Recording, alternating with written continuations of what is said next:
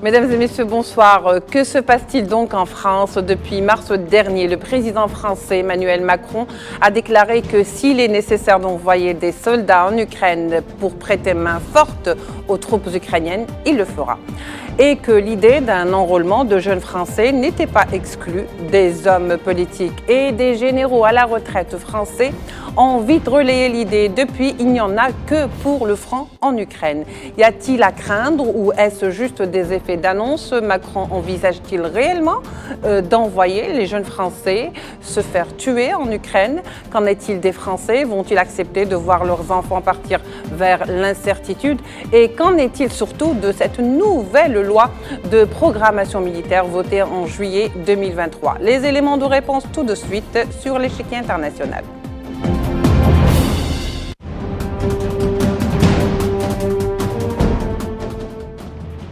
Alors, comme je le disais, pour en parler ce soir, nous recevons ici, présent avec nous, Smaïl Boujekhada, conseiller municipal à Grand-Charmont et homme politique et auteur également de plusieurs ouvrages, dont L'audace d'y croire. Bonsoir Smaïl Boujekhada. Bonsoir à vous, merci pour votre invitation. Merci d'être avec nous pour donc, cet après-midi pour l'échiquier international. Alors, on va commencer par le vif du sujet. Smaïl Boujekhada, que se passe-t-il réellement aujourd'hui en France et pourquoi Macron a pris cette tournure dans la guerre en Ukraine, en plus de l'envoi donc des troupes européennes dont il a fait la proposition? Aujourd'hui, le voilà qui donc fait la proposition. On n'exclut pas le fait peut-être d'envoyer des jeunes Français sur le front ukrainien pour combattre donc Poutine. Est-ce que tout cela est raisonnable finalement? Non, ce n'est absolument pas raisonnable. Aujourd'hui, en France et en Occident de manière générale, on nous impose une espèce de dictature de la pensée unique sur la situation en Ukraine en réalité. On nous fait passer Vladimir Poutine comme étant un monstre et on aurait en face une Ukraine qui n'aurait pas violé par exemple les accords de Minsk.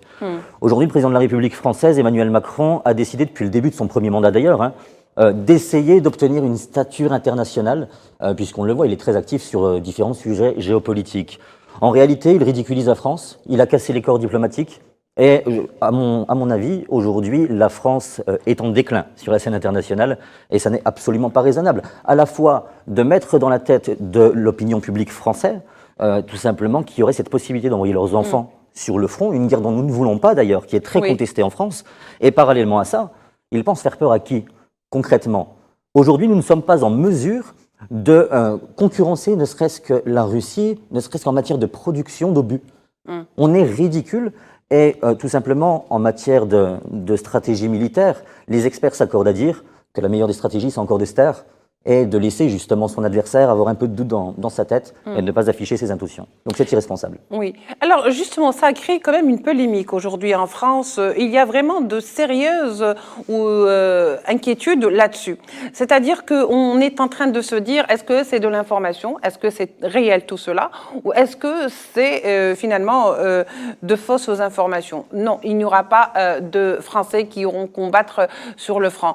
N'empêche qu'il y a quand même cette loi de programmation militaire qui stipule que le président a le droit d'envoyer des troupes, si le cas l'oblige, sur le front ukrainien en guerre. Pourquoi, la question qui se pose aujourd'hui, c'est pourquoi Macron aujourd'hui tient-il absolument à impliquer la France dans cette guerre en Ukraine, alors que la proposition qu'il avait faite auparavant concernant les troupes européennes et le fait qu'il faut absolument envoyer des soldats n'a pas été très bien accueilli par l'Union européenne, il faut le dire. Une fois encore, Emmanuel Macron s'est ridiculisé puisque, au-delà de ça, j'estime même qu'il a manqué de respect à nos principaux partenaires. En réalité, ce genre d'annonces doivent se faire dans la concertation. Et ça n'a pas été le cas. Oui. Au-delà de ça, aujourd'hui, en tant qu'élu de la République française, je le dis avec gravité, la France est devenue depuis, ou plutôt redevenue, depuis 2007, à l'arrivée de Nicolas Sarkozy aux responsabilités, un espèce de toutou de l'impérialisme américain. Puisque je rappelle qu'en 1966, De Gaulle décide de sortir de la branche militaire de l'OTAN. Et en 2007, Sarkozy, qui pourtant se disait plus gaulliste que les gaullistes, décide d'y rentrer. Donc, à mon sens, c'est effectivement une volonté du président de la République de suivre un petit peu les directives des Américains de manière générale. Et d'ailleurs, on l'a vu aujourd'hui, une annonce qui est tombée, on nous demande encore au niveau de l'OTAN de créer une espèce de bourse de 100 milliards de dollars pour justement financer cette folie qu'est la guerre en Ukraine. Et donc de ce point de vue-là, je vous le dis, en France, les Français en ont ras-le-bol. Et je terminerai juste en vous précisant, ou plutôt en vous rappelant, les propos de notre ministre de l'économie actuel, Bruno Le Maire, qui disait « Nous allons mettre l'économie de la Russie à genoux ». Aujourd'hui, c'est la France qui est à genoux, ce sont les Français qui sont à deux doigts, on va dire que je vais un petit peu loin, mais de mourir de faim. C'est dramatique ce qui est en train de se passer. Et on nous demande toujours plus, on va jusqu'à demander aujourd'hui aux Français d'accepter d'envoyer leurs enfants sur un front qui finalement ne nous concerne pas, malgré ce qu'on cherche à nous faire croire. Oui, au fait, est-ce que le fait d'envoyer, si le scénario, hein, on va faire, si vous voulez, des perspectives, si tel est le cas et que des Français vont combattre sur le front en Ukraine finalement, est-ce que cette guerre, elle est entre la France et l'Ukraine ? C'est ça qu'on se pose comme question. Et surtout, est-ce que c'est une cause française à défendre là? Parce qu'on parle de menaces, parce que la loi de programmation militaire qui a été votée en 2023 parle de menaces. En cas de menace actuelle ou prévisible, en quoi la guerre en Ukraine est-elle une menace pour la France? Aujourd'hui, on a une espèce de propagande qui consiste à dire que, grosso modo, la guerre est à nos portes, que Vladimir Poutine a provoqué, enclenché tout cela. Alors qu'en réalité, et d'ailleurs le souverain pontife lui-même, le pape, l'avait annoncé dès le début de cette guerre, il avait dit que le déclenchement de cette situation a pour point de départ la responsabilité historique de l'OTAN. Oui. On a par exemple dans des communes de France toute une série de maires, dont la mienne, hein, le maire, donc mon opposant politique Jean-Paul Munier, qui a été jusqu'à comparer Vladimir Poutine avec Adolf Hitler. Aujourd'hui, nous sommes en train de financer avec de l'argent public du peuple français, certes, mais au-delà de ça, des peuples européens. On est en train de financer notamment le groupuscule Azov, qui, rappelons-le, est un groupuscule reconnu comme étant néo-nazi. Et on leur a donné, l'année dernière, un 8 mai, c'était assez symbolique, la parole sur des chaînes de grande écoute. Le 8 mai, la date à laquelle nous commémorons la chute du régime nazi, nous donnons la parole aux représentants modernes de cette idéologie qui a conduit des tziganes, des juifs, et bien d'autres personnalités directement dans des chambres à gaz ou dans des camps de concentration. Oui. Il y a aussi un autre aspect, alors c'est très facile de dire on va envoyer des troupes en Ukraine ou qu'il faut absolument envoyer des soldats européens en Ukraine. Encore faut-il avoir les moyens parce que ça, sur le plan de la logistique militaire, ça coûte très cher. Envoyer des soldats, c'est envoyer aussi des armes. Et en ce moment, on est en train de voir que le président français est en train de rentrer en désaccord avec plusieurs pays de l'Union européenne, justement à cause de cette question, en l'occurrence donc l'Allemagne, par rapport justement à cette question de livraison d'armes. Est-ce que finalement il n'est pas en train de s'isoler, Macron, en faisant ou en suivant cette politique? Emmanuel Macron est aujourd'hui plus isolé que jamais. Une fois encore, je le répète pour la troisième fois, il s'est ridiculisé, déjà au sein de l'Union européenne, mais sur la scène internationale de manière plus élargie. Aujourd'hui, à mon sens, Emmanuel Macron, il sait pertinemment qu'il n'a plus la possibilité de pouvoir se représenter à nouveau, puisqu'en France, le maximum possible pour un président de la République, c'est 2 mandats de 5 ans. Ça arrive à terme pour Emmanuel Macron, et d'ailleurs, je m'en réjouis, heureusement. Et donc, aujourd'hui, je pense qu'il a véritablement des ambitions européennes, qu'il veut jouer un rôle de premier plan, mais il vient, je pense, de miner ses ambitions, puisqu'à vouloir montrer ses gros bras, qui en réalité sont minuscules par rapport à ceux qu'il cherche à attaquer, eh bien, il s'est isolé et il a perdu ses principaux alliés. Est-ce que vous ne pensez pas finalement que quelque part la politique concernant donc cette guerre en Ukraine, la politique de la France aurait pu être complètement différente parce qu'au début on avait vu que quand même il essayait de jouer le médiateur entre la Russie par exemple et l'Union européenne et même avec l'OTAN. Aujourd'hui ça a complètement changé. Finalement, comme je le disais, quelle est sa bataille? Qu'est-ce qui se cache derrière ce revirement de Macron? Parce que c'est un revirement quelque part, peut-être progressif, mais c'en est un. Non, bien sûr, mais en fait, si vous voulez, il y a eu une erreur fondamentale qui a été faite dès la chute du régime soviétique. En réalité, on a mis sur le banc des nations la Russie, alors même que stratégiquement, il eût été beaucoup plus raisonnable de collaborer avec les Russes et de faire en sorte d'avoir un continent européen véritablement uni et puissant. Donc aujourd'hui, une fois encore, le président de la République française, à vouloir trop s'agiter, à vouloir trop communiquer, montre sa fébrilité Et je pense que ça porte préjudice justement à notre crédibilité. Est-ce que la France, finalement, aujourd'hui, et je parle du président toujours, a conscience du fait que si cette loi venait à être appliquée, si effectivement il peut y avoir un enrôlement de force de jeunes, qui seraient ces jeunes qui seraient donc la chair à canon? Vous savez, le peuple français est reconnu quand même comme étant un peuple qui patiente, attend, et parfois un peu trop laxiste, mais lorsqu'on le pousse un petit peu trop loin et que certaines limites sont franchies, il a tendance à se révolter. Il y en a même qui ont perdu la tête dans l'histoire de notre pays. Et donc tout simplement, ces jeunes-là, à mon avis, ne voudront pas y aller, tout simplement. Mais il faut quand même rappeler quelque chose, c'est qu'aujourd'hui, il y a déjà des troupes françaises en réalité en Ukraine. Oui, mais ça a été démenti, on le sait. Au Ça, c'est début, officieux. on parlait de 4 000 ou 400 000. Non, 4000. 4 000. Donc là, en réalité, si vous voulez, il y a effectivement obligatoirement, et d'ailleurs Dominique de Villepin lui-même le disait, des membres de nos forces armées, mais plus sur le côté logistique. Parce que quand on envoie des armes, c'est une chose.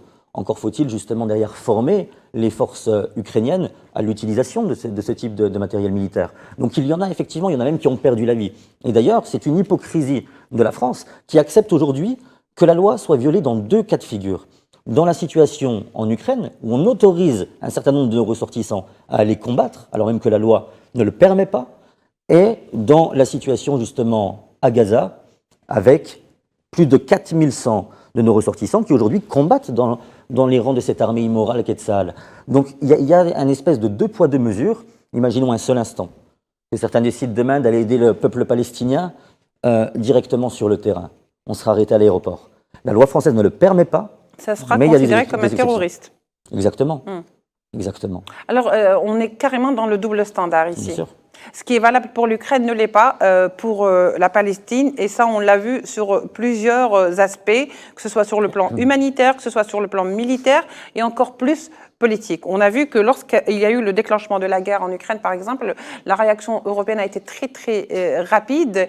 Et on a vu également le fait d'avoir boycotté donc, et la culture, et le sport, et la politique, et les avoirs, donc sur le plan financier. Mais lorsqu'il s'agit, par exemple, de la Palestine, on voit que, par exemple, l'antisécionniste est resté sain et sauf. Il y a également cette polémique qui est en train de grandir en ce moment par rapport aux Jeux Olympiques. Alors pourquoi ne pas boycotter Israël? Pourquoi le fait d'avoir ou de dire cela est considéré comme de l'antisémitisme et non pas comme une réaction politique comme ça a été considéré pour la Russie, par exemple? Une simple question. Mais si vous voulez, la France a joué un rôle majeur dans la création de cet État qui aujourd'hui, dans les frontières actuelles, est un État illégitime qui viole en permanence le droit international. Il y a une espèce de syndrome, une espèce de culpabilité permanente par rapport au rôle qu'a joué justement la France à travers le gouvernement, enfin le régime de Vichy, dans l'exportation, dans le fait que des Juifs ont été massacrés. Il faut aujourd'hui que cesse cette hypocrisie qui consiste à nous étiqueter systématiquement d'antisémites lorsque nous dénonçons avec fermeté le sionisme. Et d'ailleurs, on en parlait dans une émission précédente, on est plusieurs à essayer de prendre la parole. Voilà qu'on nous empêche d'aller rencontrer le représentant, par exemple, du Hamas, puisque c'est considéré comme un mouvement terroriste par la France. Donc on a le droit qu'il y ait une seule version de l'histoire. Voilà qu'à côté de cela aussi, on a des plaintes, on passe au tribunal quand on dit qu'il y a une résistance palestinienne aujourd'hui qui s'appelle le Hamas. Il y a de ça quelques jours, un élu de la République à Montpellier a été condamné à 1 an de prison, 3 ans d'inéligibilité, 3 000 € d'amende pour avoir dit que le Hamas était un mouvement de résistants. Voilà aujourd'hui où on en est. La France qui, naguère, était un pays où on avait quand même une certaine liberté d'expression, une certaine aussi tradition du débat contradictoire, aujourd'hui devient une espèce de dictature où on impose la pensée unique et où on traduit devant les tribunaux, où on emprisonne les personnalités qui décident de prendre position contre la pensée unique. Alors, on revient au début de ce qu'on avait dit donc de ce débat, lors de ce débat. Ismaïl Boudiekada, alors finalement, y aura-t-il ou pas mobilisation? Est-ce que c'est une information réelle ou est-ce que ce sont juste des supputations et des bruits de couloir et une polémique qui au fait, ne véhicule que des fake news? À mon sens, on en est bien, bien loin.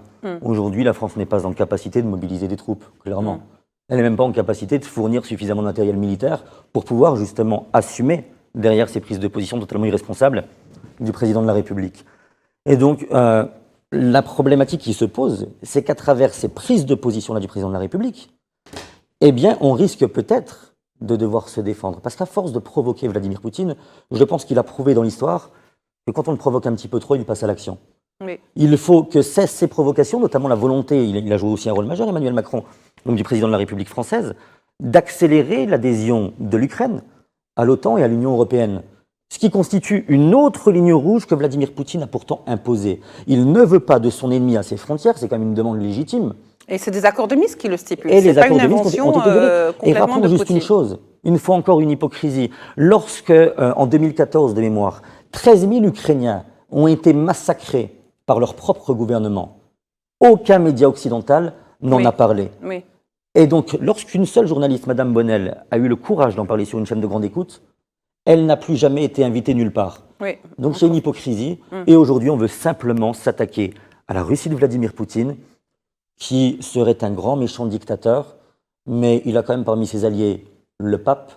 Et je ne pense pas que le souverain pontife soit justement dans des considérations impérialisme américain ou bloc soviétique. Donc c'est totalement stupide. Il faut savoir raison garder et il faut arrêter justement ces provocations permanentes. Oui, alors pourquoi, selon vous, quel intérêt aujourd'hui a le président français à vouloir faire de Macron le monstre absolu et de creuser l'écart qui aurait pu être réduit, c'est-à-dire celui qui a été joué au départ de la guerre en Ukraine aujourd'hui, et même de faire les frais de cette politique, puisqu'on l'a vu avec l'attaque donc de Moscou, où Poutine a été très clair en disant qu'il y a des complicités, certes c'est peut-être l'État islamique, mais en tous les cas il y a des complicités européennes, atlantistes et peut-être même françaises. Quel est véritablement l'intérêt pour nous aujourd'hui de prendre ces prises de position?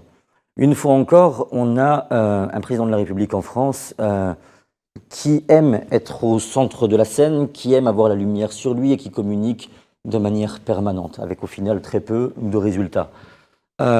Récemment, on a eu les chiffres, par exemple, de la dette publique, qui devait être un petit peu moins, de mémoire 4,8 ou 4,9%. C'est une façon de faire diversion par rapport à la crise interne? Je pense que c'est de faire diversion, mais ça démontre surtout que les affaires courantes aujourd'hui en France ne sont pas menées correctement. Et de ce point de vue-là, c'est dramatique parce que je vous dis qu'aujourd'hui, le climat en France est délétère, que les gens sont extrêmement inquiets.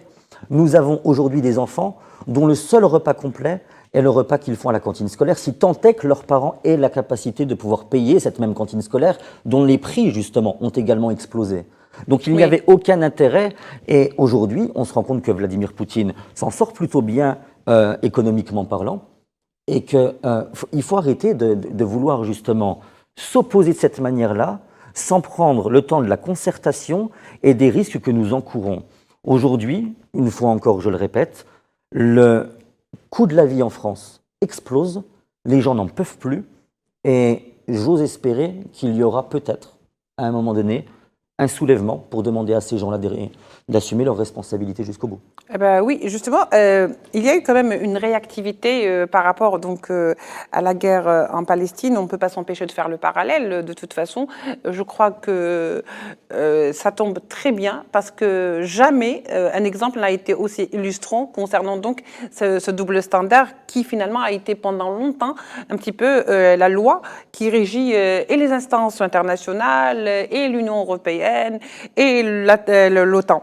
Alors l'OTAN cherche-t-il quelque part à faire jouer un rôle à la France pour justement aller vers son déclin? Parce qu'on a cette impression quand même que ni les propositions de Macron ne sont les bienvenues, ni la proposition qu'il a faite dernièrement par rapport à l'enrôlement, parce que de toute façon l'OTAN n'a pas encore les moyens pour encore envoyer ou débloquer des sommes d'argent faramineuses pour la guerre en Ukraine. On a l'impression que finalement Macron fait cavalier seul. Est-il vraiment seul ? Est-il appuyé ou est-il tout simplement lâché? Alors là, ça va être le moment où, quand un certain nombre de commentateurs vont écouter votre émission, où on va mettre l'étiquette sur le front de complotiste. Parce qu'effectivement, vous savez, il y a une phrase qui dit « Pour qu'un gouvernant puisse diriger dans le but de satisfaire ses propres intérêts, et non ceux de son peuple, il faut qu'il garantisse deux choses à son peuple. Un travail lui permettant de survivre et non pas de vivre.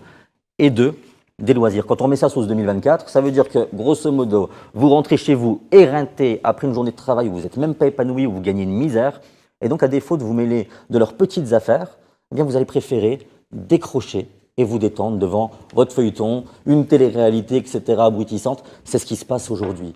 Donc moi, je pense qu'aujourd'hui, il y a une volonté de l'élite de maintenir le peuple dans une certaine pauvreté. Personne ne pouvait ignorer le fait que les sanctions infligées à la Russie allaient nous retomber sur la figure. Et donc je vous le dis, je vous prends un cas concret. On avait par exemple dans ma ville, au niveau local, pour vous dire que c'est vraiment à tous les échelons que ça se ressent. Oui. On avait par exemple un chantier pour une cantine scolaire qui devait nous coûter 600 000 euros. À cause de cette guerre en Ukraine, on en est à plus de 2 millions d'euros. Les communes sont étouffées et là l'exécutif français doit retrouver quelques 60 milliards d'euros d'économies. Et on entend déjà la petite musique qui explique que ce sont les collectivités locales qui vont en payer le prix fort. Donc il le savait, il n'est pas plus bête qu'un autre, ce président de la République, il est aussi entouré d'un certain nombre de conseillers. Et donc moi aujourd'hui, je pense qu'effectivement, c'est une stratégie savamment orchestrée visant à maintenir la population dans une pauvreté.